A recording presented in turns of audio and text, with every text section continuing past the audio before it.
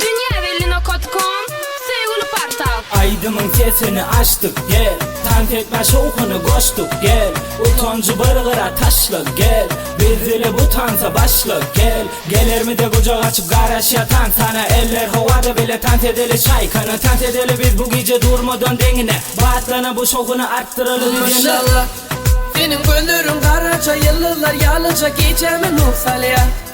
Ol gönlerden ruhlanıp kemtansa bağdalıp giyeceğimiz başlar ya. Hanıtan set bir idadım, hanıtan soyunu kovucadadım.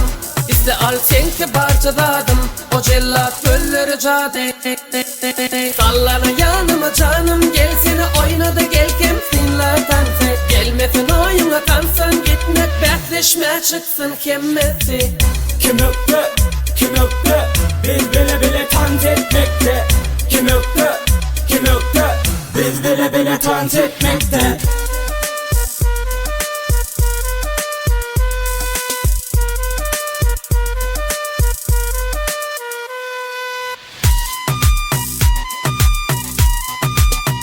Kim öptü,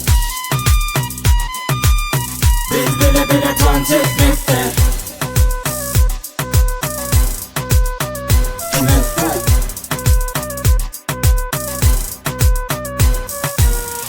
kim öptü, kim öptü, biz bile tant etmekte. Kim öptü, kim öptü, biz bile tant etmekte. Hanıtan set bir idadım, hanıtan soyunu kovucadadım. İste al senki barcadadım, o cellat gölleri cade. Sallana yanıma canım, gel seni oynadı gel kemsinler tanse. Gelmesin oyuna tansan gitmek, bekleşme çıksın kemmesi.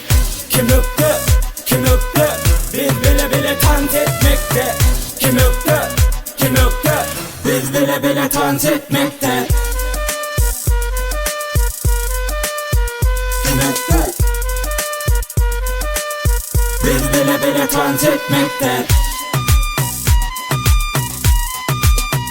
Kim öptü, biz bile tant etmekte.